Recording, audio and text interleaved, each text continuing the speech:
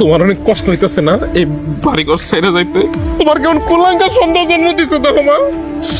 আমার বাজানের শেষ স্মৃতি আমগো পিঠা বাড়িটা আমার লেগে বিক্রি করে দিতে হইলো। আমার কাবিনের টাকা নিয়ে তোমরা ভাগাভাগি কইরা ফেলছো। এক ভাই নেবে 3 লাখ আর এক ভাই নেবে 3 লাখ। যদি বেশি টাকা টাকা করস তাহলে এখন এই মুহূর্তে গাড় ধাক্কা দিয়া বাড়িতে বাই করে দে। তুই কেমন নারী, সুখে দেখে স্বামীর পাশে যে থাকে সেই তো প্রকৃত মানুষ, সেই তো প্রকৃত বউ।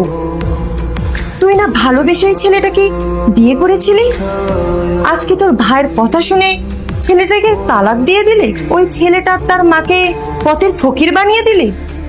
তুই তো মানুষ না রে, তুই তো মানুষ নামে অমানুষ। আমি আমার মনের বিরুদ্ধে গিয়া আমার স্বামীরে তালাক দিছি।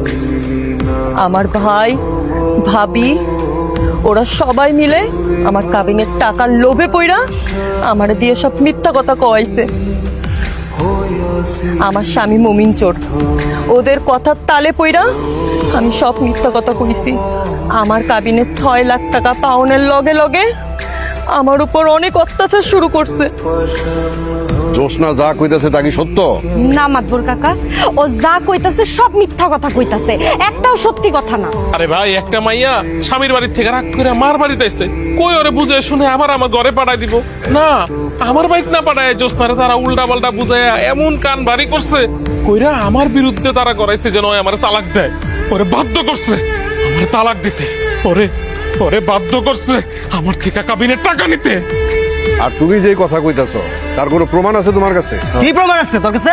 হ মাদ্দু চাচা, আমার কাছে প্রমাণ আছে।